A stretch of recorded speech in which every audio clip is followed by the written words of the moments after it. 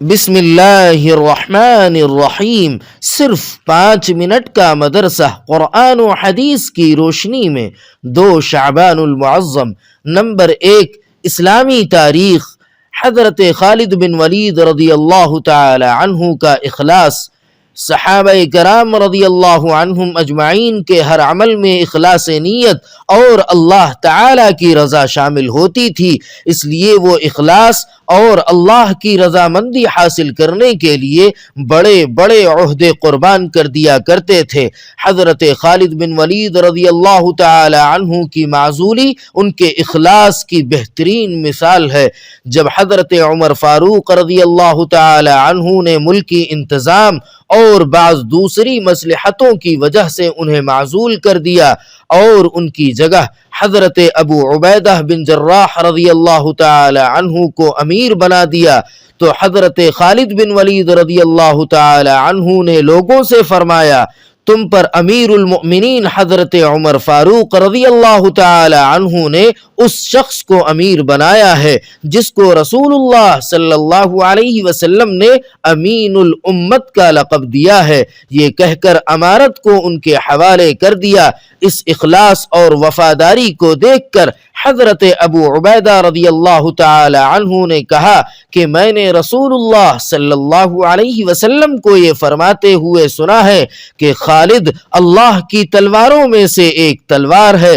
حضرت خالد رضی اللہ تعالی عنہ زندگی بھر شہادت کی آرزو کرتے رہے، مگر شہادت مقدر میں نہیں تھی۔ جب ان کے انتقال کا وقت آیا تو بستر پر لیٹے ہوئے فرمایا، جب میں انتقال کر جاؤں تو میرا گھوڑا اور میرے ہتھیاروں کو اللہ کے لیے وقف کر دینا۔ ملک شام کے حمص نامی شہر میں سن 21 ہجری میں ان کا انتقال ہوا۔ نمبر 2، حضور صلی اللہ علیہ وسلم کا معجزہ۔ حضرت فاطمہ رضی اللہ تعالی عنہا کے متعلق پیشین گوئی۔ مرض الوفات میں رسول اللہ صلی اللہ علیہ وسلم نے حضرت فاطمہ رضی اللہ تعالی عنہا کو یہ خبر دی کہ میری وفات کے بعد میرے اہل و عیال میں سب سے پہلے تو آ کر مجھ سے ملے گی۔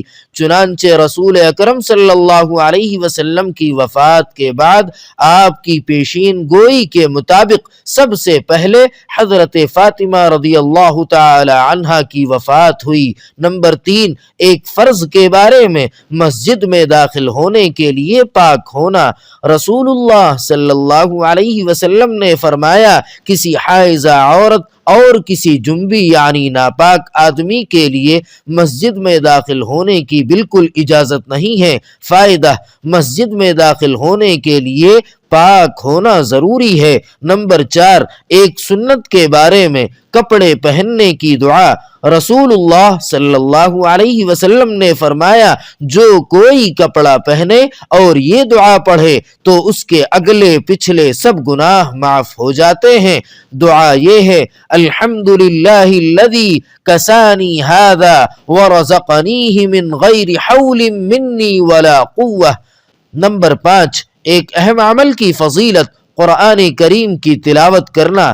رسول اللہ صلی اللہ علیہ وسلم نے فرمایا، قرآن شریف کی تلاوت کیا کرو، اس لیے کہ قیامت کے دن یہ اپنے ساتھی یعنی پڑھنے والے کی شفاعت کرے گا۔ نمبر 6، ایک گناہ کے بارے میں زمین میں فساد پھیلانا۔ قرآن پاک میں اللہ تعالی فرماتا ہے، بلا شبہ وہ لوگ جو اللہ سے پکا عہد کرنے کے بعد توڑ ڈالتے ہیں اور ان رشتے ناتوں کو بھی توڑ ڈالتے ہیں جن کو اللہ نے جوڑے رکھنے کا حکم دیا ہے اور زمین میں فساد پھیلاتے پھرتے ہیں، تو ایسے لوگ بڑے خسارے والے ہیں۔ نمبر 7، دنیا کے بارے میں دنیا مانگنے والا۔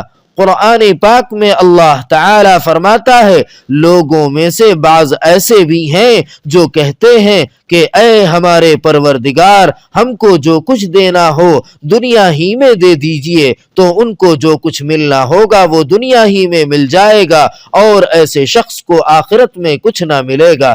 نمبر 8، آخرت کے بارے میں قبر کا عذاب۔ رسول اللہ صلی اللہ علیہ وسلم بنو نجار کے باغ میں تشریف لے گئے، وہاں چند قبریں تھیں۔ اچانک رسول اللہ صلی اللہ علیہ وسلم کا خچر بدکا۔ رسول اللہ صلی اللہ علیہ وسلم نے فرمایا، مردوں کو عذاب دیا جا رہا ہے، اسی کی آواز سے یہ بدکا ہے۔ اگر یہ ڈر نہ ہوتا کہ تم مردوں کو دفن کرنا چھوڑ دو گے تو میں بھی تمہیں وہ آواز سنا دیتا۔ نمبر 9، طب نبوی سے علاج۔ جسم کے درد کا علاج۔ حضرت عثمان بن ابی عاص رضی اللہ تعالی عنہ نے رسول اللہ صلی اللہ علیہ وسلم کی خدمت میں حاضر ہو کر اپنے جسم کے درد کو بتایا تو رسول اکرم صلی اللہ علیہ وسلم نے فرمایا، جہاں درد ہوتا ہو وہاں ہاتھ رکھ کر 3 بار بسم اللہ اور 7 مرتبہ یہ دعا پڑھو، اعوذ باللہ وقدرتہ من شر ما اجد واحاذر۔ ترجمہ، میں اللہ اور اس کی قدرت کی پناہ چاہتا ہوں ہر اس تکلیف سے جو مجھے پہنچی ہے اور جس سے میں ڈرتا ہوں۔ چنانچہ ان صحابی نے جب یہ کلمات کہے تو ان کا درد ختم ہو گیا۔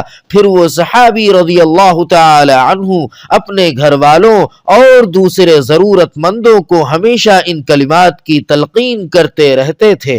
نمبر 10، نبی صلی اللہ علیہ وسلم کی نصیحت۔ رسول اللہ صلی اللہ علیہ وسلم نے فرمایا، اللہ کے ذکر کے علاوہ زیادہ بات مت کرو، کیونکہ اس سے دل میں سختی پیدا ہوتی ہے، اور جس دل میں سختی ہوتی ہے وہ اللہ کی رحمت سے سب سے زیادہ دور ہوتا ہے۔ سبحان ربک رب العزت عما یصفون وسلام علی المرسلین والحمد للہ رب العالمین۔